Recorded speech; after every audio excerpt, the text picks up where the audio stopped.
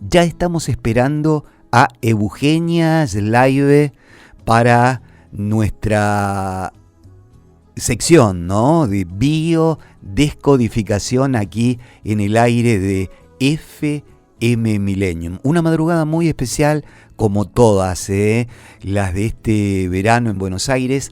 Ya estamos en contacto con Eugenia Slaive. Eugenia, bienvenida, ¿cómo estás?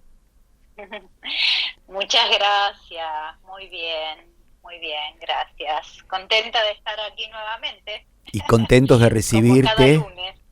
contentos de recibirte. Gracias.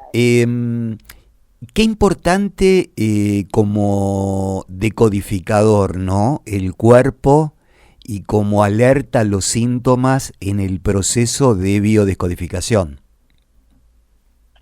Uy, claro. Bueno, mirá, viste que justo la semana pasada hablamos varias cosas, pero entre ellas del miedo como un elemento que aparece casi siempre, te diría, en sesión, oculto detrás de cualquier síntoma, oculto detrás de todo tipo de conflicto. Y digo oculto porque en general la gente frente a un momento de estrés, de impacto, el miedo lo deja oculto y manifiesta socialmente quizá una tristeza, una angustia, un enojo, una molestia, ¿no? Y qué importante en torno a los síntomas, es decir, en cuanto a cómo se manifiesta en el cuerpo, esto que decís vos, cómo impacta el miedo en el cuerpo. Y el impacto, tomar conciencia del impacto del miedo en el cuerpo, es sustancial porque eleva el cortisol. Cuando la persona viene y que dice, tiene el cortisol muy elevado, generalmente un médico no te dice es miedo, a lo mejor sí se empieza a escuchar un poco más qué estrés está viviendo, tenés algún inconveniente, tenés alguna dificultad, pero no se habla del miedo. Y la presencia de cortisol en el cuerpo nos está hablando literalmente de la presencia de miedo. Entonces, en vez de asustarnos, porque es muy común que cuando uno tiene un diagnóstico, ¿no?, los resultados de sangre, un síntoma determinado, un diagnóstico de la que nos habla de la presencia de determinado, vamos a llamarle nosotros síntoma, ¿no? La medicina tradicional se le suele llamar enfermedad. Pasa que ya la palabra asusta también a la persona, o sea, no, nos asustas. Entonces, desde la biodescodificación preferimos hablar de la presencia de un síntoma. Bueno, si nosotros tenemos nos anuncia el cortisol elevado, nos está, más allá de que el médico dé alguna medicación, de que se haga algún tratamiento, de que podamos implementar modificaciones en la alimentación, esto está muy de boga ahora, hacer mucho hincapié en el cambio de alimentación, que por supuesto tiene una influencia sustancial el cambio de hábitos alimenticios, pero también tiene mucho que ver cómo nos alimentamos a nivel mental, qué pensamos, qué decimos, qué nos decimos, qué les decimos a los otros, qué sentimos, qué palabras utilizamos, acompañamos de acciones aquellas ideas que tenemos, nos quedamos ahí con, digamos, atascados por miedo a probar, digamos, a experimentar. Bueno, todas estas son preguntas que frente al cortisol elevado, más allá de que podamos, insisto, hacer algún tipo de tratamiento, podemos, intentar otras alternativas como ¿cómo salgo del estrés? Porque esto nos está hablando de un estrés sostenido en el tiempo, ¿no? Porque obviamente que hay un estrés cotidiano, vamos a llamarle adrenalínico, que es podríamos decir está dentro de lo habitual, dentro de lo tolerable o aceptable. Ahora, pongamos atención, mientras a uno esa adrenalina le genere bienestar, aunque esté en una corrida, aunque esté con muchas actividades, aunque esté ocupando mucho tiempo, cuando uno está en una actividad que es su propósito, que ama, que lo hace sentir bien, que lo alegra, obviamente, a lo mejor está 14 horas dedicado a eso y no siente cansancio, no siente agotamiento, hay disfrute. El tema está cuando no hay disfrute en lo que uno está haciendo, en lo que uno está transitando, en el contexto en donde uno está, en los vínculos, con su cuerpo. Entonces, a eso es lo que tenemos que prestarle atención. Porque cuando uno habla de estrés, no es solo el estrés, porque estás trabajando 14 horas en un trabajo que no te gusta. No, el estrés viene de pensar año tras año de una misma manera. El estrés viene y el agotamiento, la tristeza, la angustia sostenida por miedos, viene de sostener creencias a lo largo de años y años. ¿Y por qué sostenemos? Como decíamos el otro día, ¿no? Sostenemos creencias por lealtad familiar, por miedo a tomar decisiones que nos alejen de nuestra familia, por miedo a tomar decisiones que nos ponga en riesgo la supervivencia, el cambiar, por ejemplo, de un trabajo fijo a hacer una actividad de manera independiente, el miedo a tomar una decisión de cambiar un vínculo, el miedo a hacer algún cambio de hábitos alimenticios que mejore nuestra biología. Siempre hay miedo, el miedo ante un diagnóstico. Cuando nos leen un diagnóstico, es muy importante no tener miedo, detectar la presencia de miedo, porque a veces es casi inevitable tener esta sensación, ¿no? Más que nada cuando los médicos hacen pronóstico, además de diagnóstico. Y ahí está el tema. Es decir, con el diagnóstico no hay inconveniente, porque el diagnóstico lo tomamos como un mapa que nos ubica en donde a ver qué está pasando, qué está queriendo mostrar el cuerpo, qué está expresando, qué tejido está afectado, qué órgano está afectado.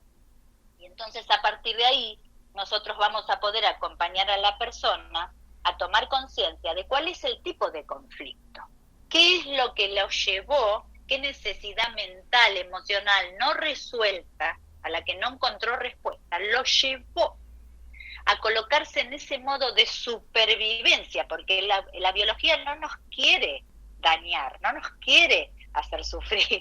La biología nos está ayudando, es decir, se pone en modo supervivencia para poder encontrar esa respuesta que nuestra psicología o nuestras emociones no han encontrado. Entonces nos ayuda y pone en funcionamiento un programa que obviamente se expresa a través de un síntoma. Entonces, agradecemos el diagnóstico y con eso buscamos, obviamente sin prejuicio de hacer el tratamiento, por supuesto, nunca le vamos a decir deje tratamiento, esto siempre lo repetimos porque es muy importante, acompañarlo con una guía de a ver dónde empezó, qué estrés emocional hay ahí, qué miedo hay detrás, cuáles son las creencias que llevan a tener justamente sentir ese miedo que generó este tipo de síntoma, qué necesidad emocional no fue resuelta, no encontró respuesta, dónde la persona se sintió abandonada, dónde la persona se sintió sola, dónde sintió que no tenía los recursos para tomar una decisión, para administrar las emociones que se desencadenaron frente a una noticia que la toma de sorpresa, la desaparición de la partida de un ser querido, la ruptura de un vínculo, el cambio de hábitat, en fin, ¿no? En cambio, el pronóstico es el pronóstico, es como la palabra es la opinión de ese médico que, aprendió, tuvo una orientación X, pero es muy importante no tener miedo, y en caso de tener miedo, si se le da un pronóstico, cuestionarlo, es decir, ok, dudar, digamos, ¿no? Darle espacio a la duda, ¿sí? Porque se puede pedir otra opinión, se puede investigar, es decir, tener esta inquietud. Y entonces ahí vamos al punto de que el miedo no nos paralice, es decir, no dejemos que el miedo nos paralice, no dejemos que el anuncio de un síntoma nos dé miedo, no dejemos que el miedo nos impida efectuar algún cambio, no permitamos que el miedo, es decir, no tengamos miedo al miedo tampoco, como decíamos el otro día. Sí. El ejercicio importantísimo es este miedo, o sea, poner en palabras a qué le tengo miedo, porque eso me va a permitir poder identificar cuáles son las creencias, ¿no? El otro día repasaba una sesión, por ejemplo, que la persona tenía un inconveniente no para vincularse, sino que tenía una contradicción, ¿no? Porque se sentía muy a gusto con su soltería de muchos años, una chica de casi 30 y largos, estaba muy cómoda con su soltería, pero a su vez tenía deseos de concretar algún vínculo, de conocer.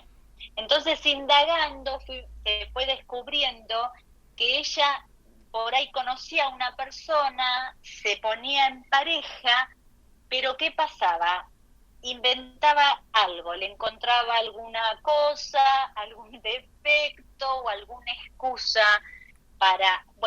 terminaba apartándose de la relación. Y resulta que tenía miedo de que el tener pareja le impidiera desarrollar su emprendimiento personal.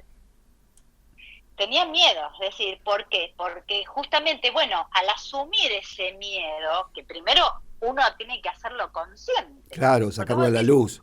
Ok, tengo ganas de ponerme en pareja, aparece una pareja, le encuentra esto, le encuentra lo otro, ¿qué pasa? Ahí algo pasa, ¿no? Entonces, si uno va detectando que tiene el deseo, pero que después pasa algo, hay algo que estamos proyectando ahí que hace que ese vínculo se corte. Entonces, o que la persona se aleje, en fin. Entonces, detectar ese miedo, decir, ¿cuál es el miedo? El miedo es que transitar un vínculo me quite espacio para mí. Entonces, eso nos permite decir, tomar conciencia de cuáles son las creencias que hay ahí atrás. ¿Por qué tenés miedo? Es decir, ¿cuáles son las creencias que hay detrás de ese miedo? La creencia es, estar en pareja te impide el desarrollo personal, por ejemplo, ¿no? Entonces después uno puede indagar un poquito más, a ver dónde apareció esta creencia, desde cuándo. Seguramente va a llegar a que en la historia familiar vivió eso y la persona percibe eso y aprende eso, es decir, mira, mamá por dedicarse a la pareja o a su hogar no pudo desarrollarse. Quizá no fue mamá, fue la abuela, eso de algún lado viene. Entonces, el asunto es no quedarse atrapado en ese miedo, es asumirlo, porque nos está hablando justamente de cuáles son esas creencias que están ahí enquistadas y que nosotros tenemos oportunidad de decir, esto es real, ¿de dónde viene? ¿De dónde le di el valor yo a esta creencia? Y eso me permite dudar, como decíamos, del pronóstico, ¿no? Porque si uno se queda atado a un pronóstico es porque está creyendo, hay una creencia ahí. Cuando el médico dice que te quedan 3 años de vida, sí, es porque estadísticamente se dice que en estos casos es una creencia, todo es creencia. Y que le dimos el valor de verdad, pero que no son. O sea, es verdad porque le dimos el valor de verdad y la persona lo percibe de esa manera. Pero siempre tenemos la oportunidad de cuestionar y decir, ¿esto será así?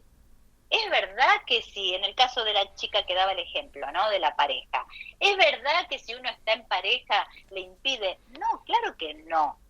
Es decir, es empezar a crear, romper esas creencias y programar nuevas creencias, e ir probando y experimentando.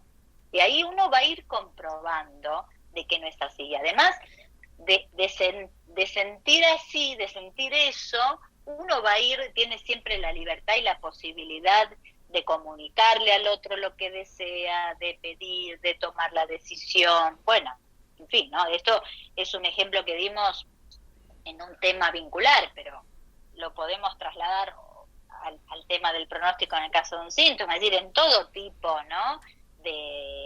Como cuando uno, por ejemplo, un tema laboral, uno se entera que lo despiden del trabajo. Obviamente, ahí la persona seguro que lo primero es la bronca contra el jefe que le acaba de comunicar, o la empresa que le acaba de comunicar que se queda sin trabajo, pero detrás de ese enojo hay un miedo obviamente a su supervivencia, la supervivencia de la familia. Entonces es muy importante tomar conciencia de ese miedo, porque si no toma conciencia de ese miedo a la supervivencia, miedo a la escasez, miedo a no poder alimentarse, alimentar a su familia, la persona lo sostiene en el tiempo, y si el impacto fue muy grande y no lo pudo gestionar y lo sostiene en el tiempo, eso va a sentirse afectado el hígado. Entonces va a tener inconvenientes de hígado, que depende la gravedad y la intensidad, van a ser los diferentes tipos de síntomas, que puede ser más leve, menos leve, pero el miedo, volviendo al inicio, no sabido gestionar, genera síntomas, ¿no? Y síntomas no solo físicos, anímicos también, es decir, de conductuales, de comportamiento, es decir, me pueden llevar a la falta de apetito, me pueden llevar a la falta de sueño, me pueden llevar a la falta de concentración, nos pueden llevar a una depresión. Entonces es muy, muy importante tomar conciencia de este miedo y de no sostenerlo, ¿no es cierto?, en el tiempo. Es decir, descubriéndose, haciéndose preguntas, pidiendo ayuda, pidiendo guía, pudiendo descubrir qué se está pensando, ¿no es cierto?, cuáles son las creencias, cómo podemos modificar esas creencias, más allá de acompañarlos sí con cambio de hábitos, con el tratamiento pertinente, con actividad que a uno le guste, porque el cortisol se contrarresta con la oxitocina. Entonces, ¿cómo puedo elevar la oxitocina? Bueno, pues cantando, bailando, pintando, haciendo ejercicio, haciendo una actividad que nos guste, sintiéndonos acompañados, sintiéndonos contenidos, conectando con situaciones, con personas que hoy se les llama personas vitaminas, es decir, personas que nos levanten el ánimo, o sea, literal, ¿no?, que nos hagan sentir en bienestar, y tener el libre albedrío de decir, acá no me siento en bienestar, me corro, es decir, o esta actividad no me genera bienestar, ¿qué puedo modificar? Y en ese momento no puedo tomar una decisión en lo inmediato que nos permita salir de ese espacio donde uno ya no resuena. Bueno, ¿qué puedo agregar? ¿Qué cambio puedo hacer? Es decir, generar esto que siempre decimos, el cambio de percepción, porque siempre es una percepción. Todo es percepción. Tal cual. Entonces, ¿no?, salir de sí. esa percepción de estrés, de miedo, y generar esa percepción de bienestar, porque siempre depende de uno. No hay alguien ahí afuera que me va a venir a traer el bienestar. Siempre depende de uno. ¿Qué cambio voy a hacer? ¿Qué ficha voy a mover? ¿Qué ayuda voy a buscar? ¿No? ¿Qué contexto voy a transitar? cómo me voy a mirar, cómo me voy a hablar, cómo voy a hablar, qué palabras voy a usar, cómo trato a mi cuerpo, ¿no? Siempre depende de uno. Nosotros en sesión obviamente lo podemos orientar, lo podemos en biodescodificación como en todo tipo de terapia, se lo acompaña, se lo guía, pero el proceso es de la persona, es decir, no es magia, ¿no? Yo a veces escucho por ahí, voy a hacer una constelación a ver si me ayuda a resolver. Es decir, todo tipo de recurso que uno utilice, holístico, terapéutico, siempre va a ser una guía, va a ser un acompañamiento, no te va a traer la solución mágica, porque no está ahí afuera, está adentro. Entonces, el secreto es conectar con nosotros, con lo que nos pasa, es atreverse a mirar adentro con lo que a uno le está sucediendo, ¿no? Y entender que la felicidad no depende de algo, o el bienestar, o esta armonía, o la salud, o la abundancia, o el amor, no depende de algo de ahí que está ahí afuera, alguien que va a venir, algo que va a pasar, algo que me va a llegar, que me va a brindar esta felicidad, este bienestar, esta armonía. Es un estado interior, depende de que uno aprenda a sentirse. Claro, qué buena tu reflexión, ¿no? A mí me gustaría titularla La biodescodificación y los miedos como espejo de la realidad. Claro, sí, tal cual. Siempre es un espejo, es decir, en donde uno tendría que tener la humildad de poder verse, sin asustarse, ¿no? Sin tener miedo, sin salir corriendo, sino entender que todo es una oportunidad, es decir, todo lo que nos sucede es una oportunidad.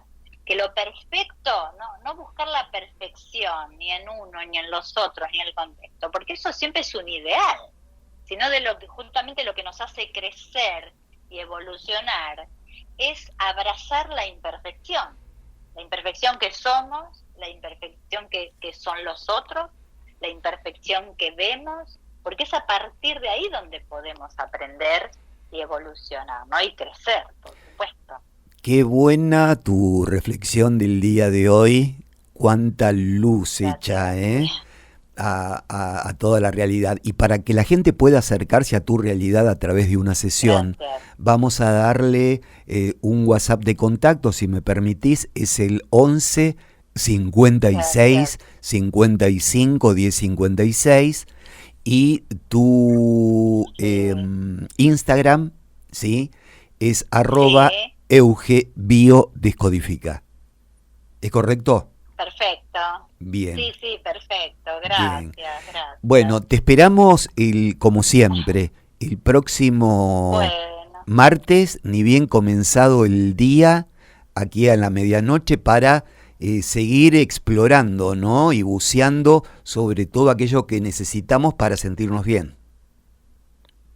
Bueno, muchísimas gracias a los oyentes, gracias a la radio, gracias a vos, Roberto, como siempre, y bueno, que nos envíen las inquietudes que tengan y que siempre con amor les vamos a estar respondiendo, por supuesto. Gracias. Que tengas una excelente semana, Eugenia. Igual para ustedes, gracias. Eugenia Slaive, terapeuta en biodescodificación, aquí en el aire de FM Millennium, en este Despertándote en tu sueño.